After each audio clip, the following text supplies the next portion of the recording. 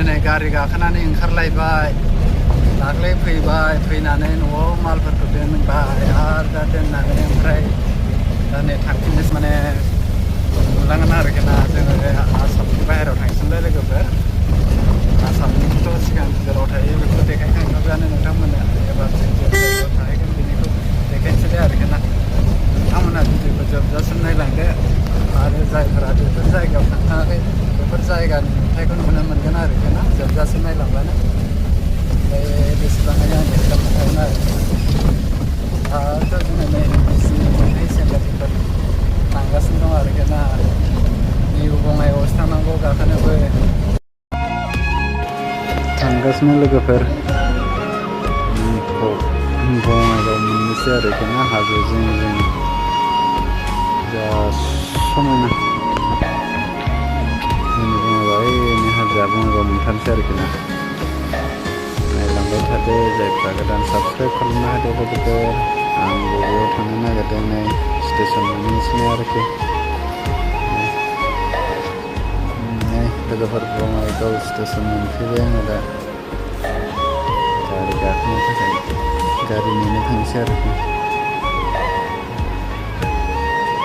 बेगाबो जिबायदि अजन थिखोनो हालायला आरोना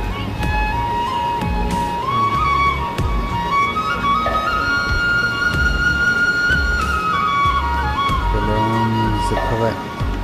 सिरियाबो जा गोजौ बेजों ओंखारनानै थांनांगौ आरो दा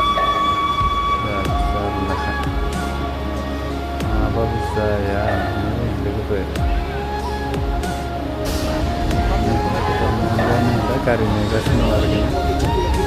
गाखोबाय आङो दा ट्रेनाव गाखोबाय आरोखि लोगोफोर थांगासिनो गाबोन सोरांबाथाय हराव मालेसियानो ओंखारफैलायबाय आरोखि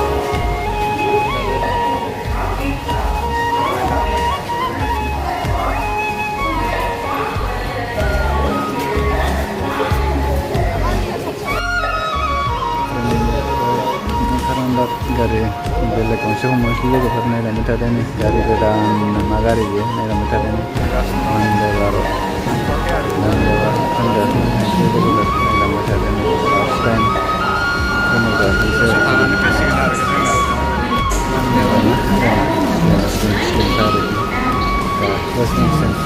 गाखोनो मोनाखैना बेनो फार्स्ट टाइम वन्दे भारत ट्रेनाव थांबाय जोङो गारिया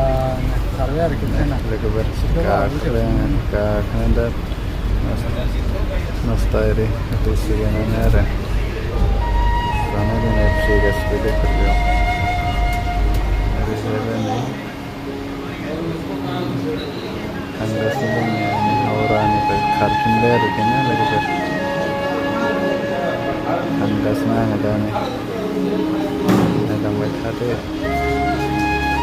जाग्रा लोंग्रा होफैबायानो फुंनि ब्रेकफास्ट बे ट्रेनाव गाखोबा बिदि मोनजायो लोगोफोर